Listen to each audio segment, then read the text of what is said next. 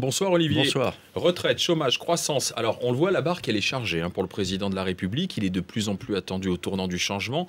Il maintient, certes, il l'a affirmé, sa volonté d'inverser la coupe du chômage à la fin de l'année.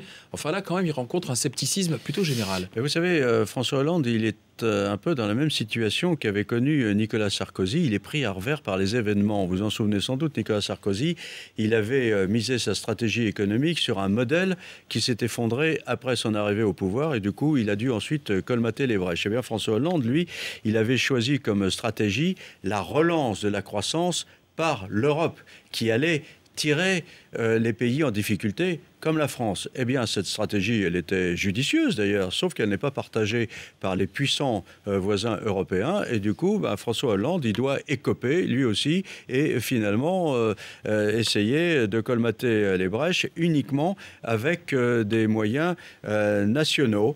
Et c'est vrai que dans ces conditions, on attend le changement de braquet. Alors Michel Sapin, qui est le ministre du Travail de François Hollande, répète que le chômage va encore monter, qu'il y a une logique à cela, et qu'en fait que toutes les mesures qui ont été prises donneront des résultats, mais que ça va prendre un peu de temps. Oui, mais ça, c'est un discours qui ne passe plus. Parce qu'entendre répéter mois après mois qu'il est logique que le chômage augmente, ça finit par passer pour un aveu d'impuissance. Et puis, vous en souvenez sans doute aussi, François Hollande et Jean-Marc Ayrault avaient misé sur la concertation. Là encore, c'est une belle idée, comme la relance de la croissance par l'Europe. Seulement, voilà, il se trouve qu'on est en France et que la concertation, on n'en a pas trop l'habitude. Et on voit bien que dans les discussions à l'éducation nationale, ou bien même dans les discussions sur le travail, eh bien, ça n'aboutit pas vraiment. Parce que, regardez, la discussion sur le travail, elle n'a réuni que quelques partenaires sociaux. La grosse masse n'est pas là. Donc, on se rend compte qu'en France, on peut le regretter, mais c'est comme ça.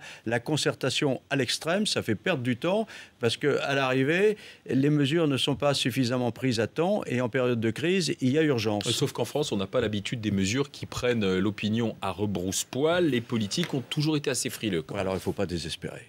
Parce que depuis 24 heures, vous aurez observé, Alain, sans doute comme moi, qu'on entend des déclarations qui semblent montrer que plusieurs politiques ont été frappés subitement par la lumière, comme Saint Paul sur le chemin de Damas. C'est Harlem Désir, par exemple, premier secrétaire du Parti socialiste, qui dit « les impôts, ça suffit ». Bon, c'est Henri Emmanuelli, aile gauche du Parti socialiste, qui prend acte de l'allongement de l'espérance de vie pour conclure que sans doute il va falloir augmenter ou allonger la durée des cotisations pour les retraites. C'est Jérôme Cahuzac, ministre socialiste, que j'ai entendu ce matin dire finalement, c'était bien que le général de Gaulle ait doté la France d'une constitution qui permet de gouverner dans la stabilité.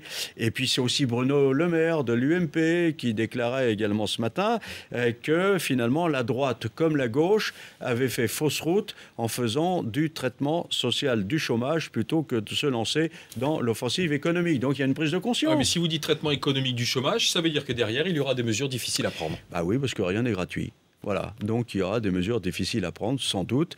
Et puis aussi, ça suppose la mobilisation des énergies. Tenez, tiens, encore ce matin, sur notre antenne, Ségolène Royal, je l'ai entendu dire des choses pratiquement semblables à celles que disait sur une autre antenne Xavier Bertrand, l'ancien ministre du Travail. Tous les deux disaient qu'il faut faire confiance aux acteurs locaux pour booster les PME et leur permettre de trouver les salariés qu'elles ont bien du mal à dénicher pour les emplois qu'elles proposent. Eh bien, se retrousser les manches, faire des efforts, faire preuve d'imagination, donner la feuille de route, c'est le rôle du président de la République, on l'attend.